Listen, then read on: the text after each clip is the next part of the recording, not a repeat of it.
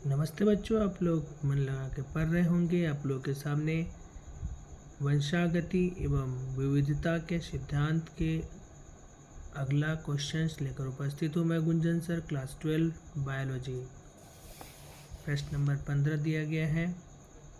हंसियाकार रुधिराणु अरक्तता में अमीनो अम्ल संघटक होता है।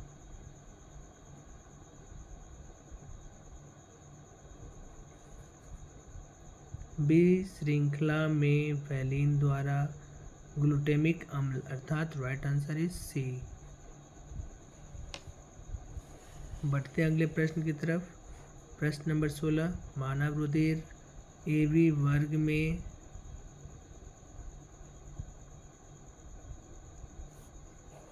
एंटीबॉडी अनुपस्थित होते हैं अर्थात राइट आंसर इज बी। यह 2015 में पूछा गया प्रश्न है कि मानव रुधिर एबी में एंटीबॉडी अनुपस्थित होते हैं। अगले प्रश्न की तरफ चलते हैं। एक जीन का जोड़ा दूसरे जीन के जोड़े के प्रभाव को रोकता है जिसे कहते हैं। एक जीन का जोड़ा दूसरे जीन के जोड़े के प्रभाव को रोकता है, इसे कहते हैं epistasis. Correct answer is C. 18 number प्रश्न की तरफ चलते हैं। सबसे अधिक तथा सबसे कम जीन वाले मानव गुणसूत्र इनमें से कौन है?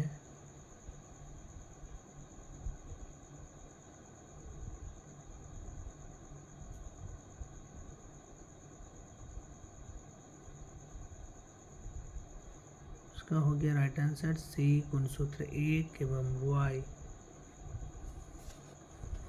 अगले प्रश्न को देखते हैं। एक संकरण क्रॉस का फिनोटिपिक अनुपात क्या है? तो इसका फिनोटिपिक अनुपात होता है 3:1। Correct answer is B. अगले प्रश्न को देखते हैं। समीपस्थ स्थित एक गुणसूत्र के दो जीनों पर होंगे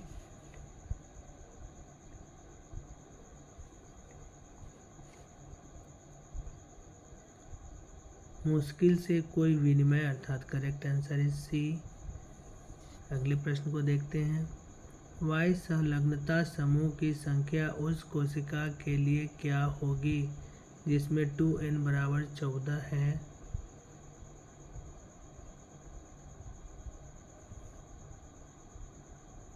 n बराबर 14/2 अर्थात 7 हो जाएगा। Right answer is C. यह क्वेश्चन 2009 में बीएससी में पूछा गया है। अगला प्रश्न देखते हैं। नई प्रजातियों के जनन में पुष्प कलिकाओं से पुंकेसर का निकलना कहलाता है।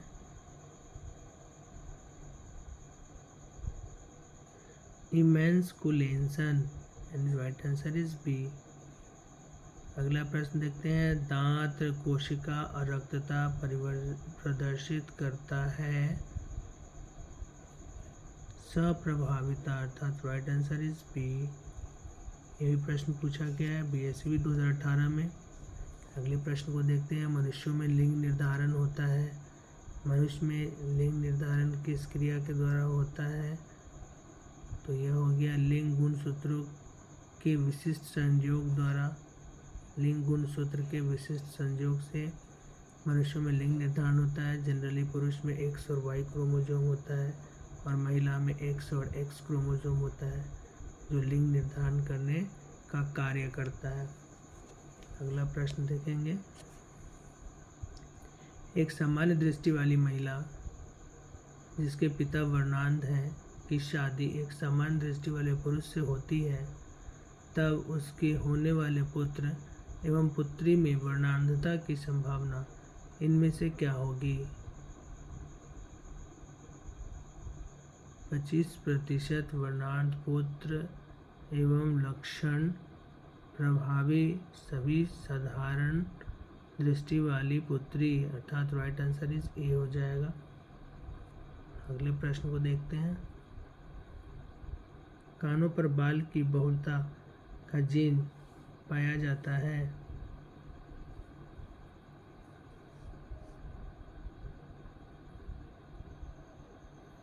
वाई क्रोमोसोम पर।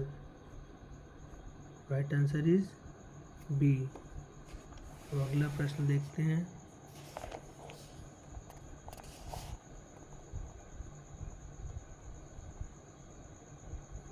सिकल कोशिका एनीमिया किस प्रकार का रोग है? तो यह ऑटोसोम संबंधित रोग है। Right answer is B. अगले प्रश्न को देखते हैं। मेंडल के नियम का एक अपवाद है सहलग्नता। Right answer is C.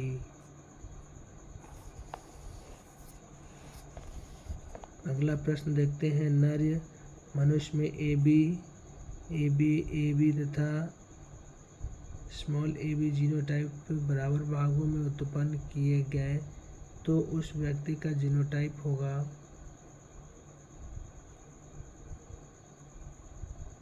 A B B, अर्थात राइट आंसर इज सी। अगला प्रश्न देखते हैं। इनमें से कौन सा रक्त समूह सार्वभौमिक रक्तदाता है? यानी कौन सा समूह है जो यूनिवर्सल डोनर है, सार्वभौमिक रक्तदाता? इसका राइट आंसर हो गया O D.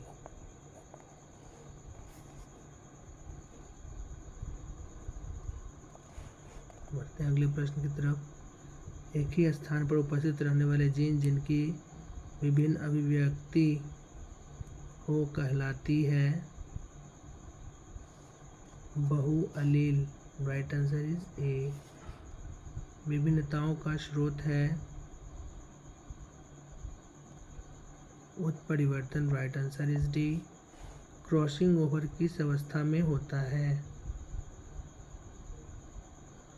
Crossing over pachytene में होता है। Right answer is C. बिंदु उत्परिवर्तन में एडेनिन ग्वानिन द्वारा प्रतिस्थापित होता है। ट्रांसवर्सन में। Right answer is C. पूर्ण लिंकेज दिखाई पड़ती है नर ड्रोसोफिला में। Right answer is D. अगला प्रश्न है। युग्मन एवं विकर्षण के सिद्धांत को प्रतिपादित करने वाले वैज्ञानिक थे वैटसन एवं Punnett. Right answer is B. अगला प्रश्न है। मानव रुधिर ओ वर्ग में एंटीबॉडी ए उपस्थित रहते हैं। Correct answer is D. इस तरह से हम लोग वंशागति एवं विविधता के सिद्धांत के ऑब्जेक्टिव प्रश्नों का एक प्रारूप देखा है। यहाँ पर वीडियो को लाइक, सब्सक्राइब और शेयर करें ताकि सब्जेक्टिव और आगे डिस्क्रिप्टिव भी वीडियो आपके सामने आते रहे। आपका दिन शुभ हो। धन्यवाद।